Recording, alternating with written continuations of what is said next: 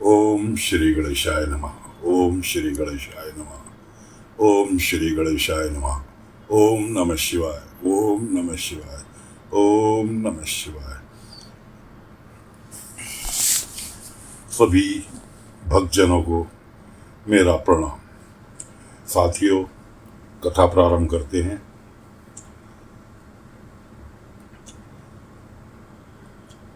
विषय है कथा का शिवलिंग की स्थापना, उसके लक्षण और पूजन की विधि का वर्णन, शिव पद की प्राप्ति करने वालों सत्कर्मों का विवेचन।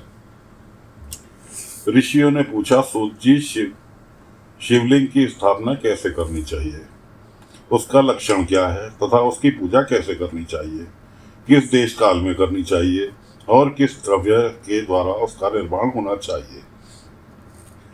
सूत जी ने कहा, मैं ऋषियों तुम लोगों के लिए इस विषय का वर्णन करता हूँ, ध्यान देकर सुनो और समझो। अनुकूल एवं शुभ समय में किसी पवित्र तीर्थ में, नदी आदि के तट पर अपनी रुचि के अनुसार ऐसी जगह शिवलिंग की स्थापना करनी चाहिए जहाँ नित्य पूजन हो सके।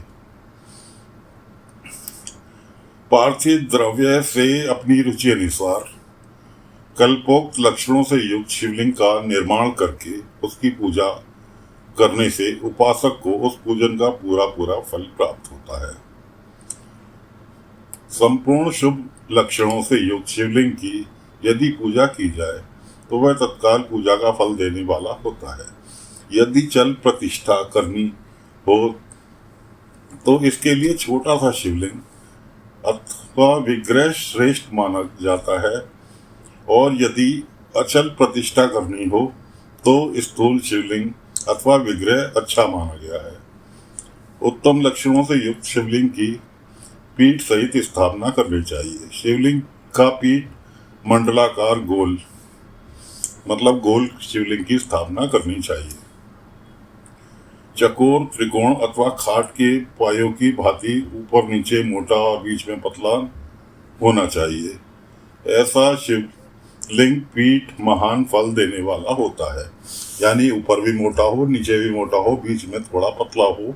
ऐसा शिवलिंग बहुत ही शुभ माना जाता है। पहले मिट्टी से, प्रस्तर आदि से अथवा लोहे आदि से शिवलिंग का निर्माण हो, उसी से उसका पीठ भी बनाना चाहिए। यही स्थावर शिवलिंग की विशेष बात है। चर शिवलिंग में भी लिंग और पीठ का एक ही उत्पादन होना चाहिए, किंतु बाणलिंग के लिए यह नियम नहीं है। लिंग की लंबाई निर्माणकर्ता या स्थापना करने वाले यजमान के 12 अंगुल के बराबर होनी चाहिए। ऐसे ही शिवलिंग को उत्तम कहा गया है। इससे कम लंबाई हो तो फल में कमी आ जाती है,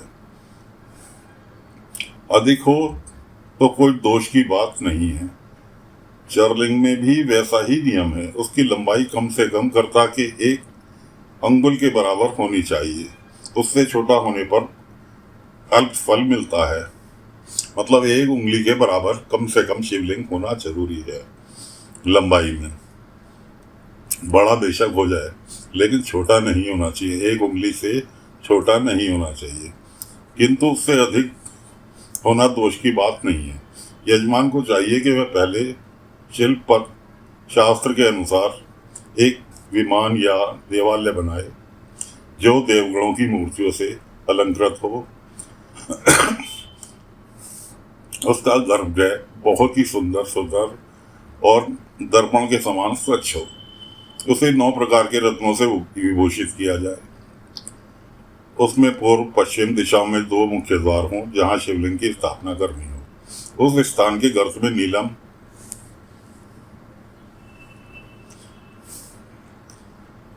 लाल, वैदर्य, श्याम, मरकत, मोती, मूंगा, गोमत और हीरा, इन 9 रत्नों का तथा अन्य महत्वपूर्ण द्रव्य का वैदिक मंत्रों के साथ छोड़ें। सक्षोजात आदि 5 वैदिक मंत्रों द्वारा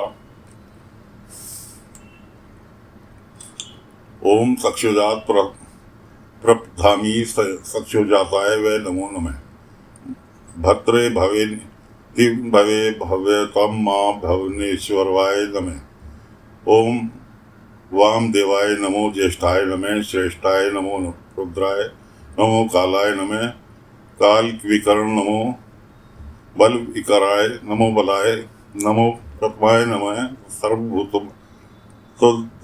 नमो, मनो मोक्षराय नमः।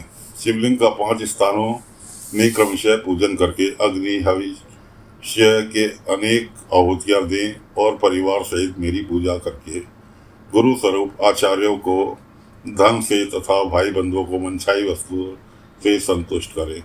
यानी कि जो गुरु स्थापना कर रहे हैं उनको धन दें, दक्षिणा दें और जो रिश्तेदार आए हुए हैं उन्हें बाकायदा भोजन वगैरह करा कर भेजें। याचकों को जड़, स्वर्ण, ग्रह एवं भूमि संपत्ति तथा चेतन गौ आदि वैभव प्रदान करें, मतलब पंडितों को। स्थावर जमम जीवों को यत्न पूर्वक संतुष्ट करके एक गड्ढे में सुवर्ण तथा 9 प्रकार के रत्न भरकर सक्षो जातीय वैदिक मंत्रों का उच्चारण करके परम कल्याणकारी महादेव जी का ध्यान करें। तत्पश्चात नाद घोष से युक्त महामंत्र ओंकार का उच्चारण करके उक्त गड्ढे में शिवलिंग की स्थापना करें। ये शिवलिंग की स्थापना करने के दोस्तों नियम है।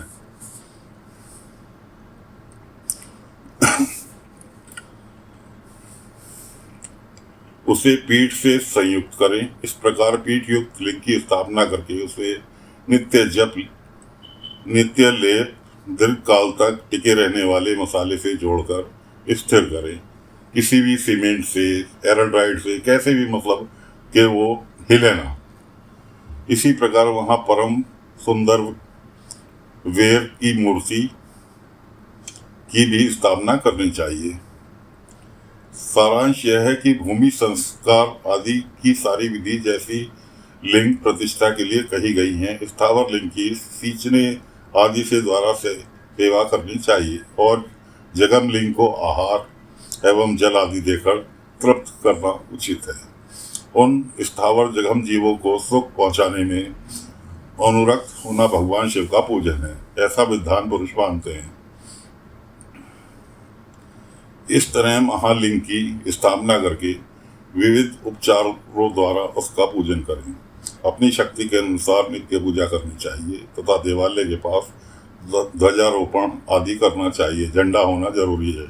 शिवलिंग साक्षात शिव का पद का प्रदान करने वाला है तथा चरलिंग में षडोपचारों द्वारा यथोचित रीति से क्रमशः पूजन करें। यह पूजन भी शिव पद प्रदान करने वाला है।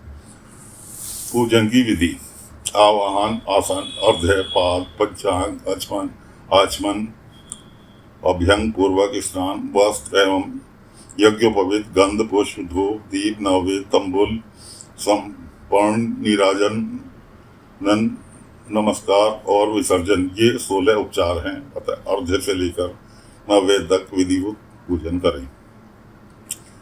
अभिषेक, नववेद, नमस्कार और तर्पण ये सब यथाशक्ति नित्य करें। इस तरह किया हुआ शिव का पूजन शिव पद की प्राप्ति कराने वाला होता है अथवा किसी मनुष्य के द्वारा स्थापित शिवलिंग में, ऋषियों द्वारा स्थापित शिवलिंग में, देवताओं द्वारा स्थापित शिवलिंग में, अपने आप प्रकट हुए स्वयंभूलिंग में तथा अपने द्वारा नूतन स्थापित हुए शिवलिंग में भी उपचार संपन्न पूर्वक जैसे जैसे पूजन करने से या पूजन की सामग्री देने से भी मनुष्य ऊपर जो कुछ कहा गया है वह सारा फल प्राप्त कर लेता है।